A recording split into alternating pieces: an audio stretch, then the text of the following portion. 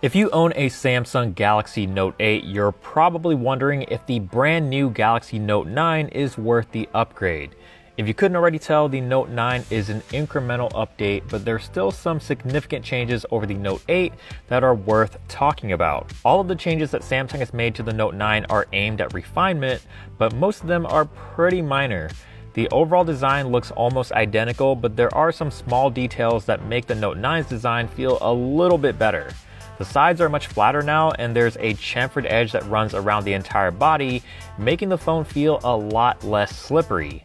The other big change to the design is the fingerprint sensor is in a much more convenient and comfortable location under the camera instead of that awkward side placement of the Note 8.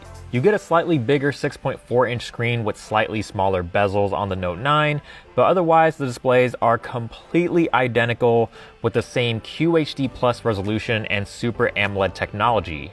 The S Pen is still the same S Pen that it was on the Note 8 with all the same features and functionality, but it's Bluetooth capable now, which lets you do things like remotely control the camera's shutter button.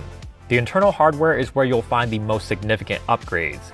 You've got a faster Snapdragon 845 processor on the Note 9, and the base model starts at 128 gigs of storage and 6 gigs of RAM. The fully maxed out Note 9 will bump you up to 8 gigs of RAM and 4 times the storage at 512 gigabytes. In comparison, the Note 8 has last year's 835, 6 gigs of RAM, and tops out at 256 gigs of storage.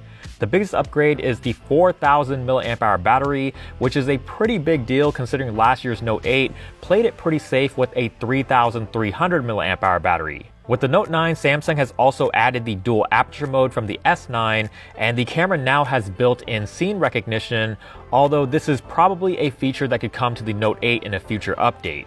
With the exception that the Note 9 has a more recent version of Oreo with Android 8.1 instead of 8.0 on the Note 8, the software experiences are virtually identical. Most of these changes probably aren't enough to warrant an upgrade if you already own a Note 8, but if you're coming from something much older, it could be worth it if you're willing to shell out $1,000 or more to get one. That's it for this quick comparison between the Samsung Galaxy Note 9 and Galaxy Note 8. Let us know your thoughts down in the comments section below.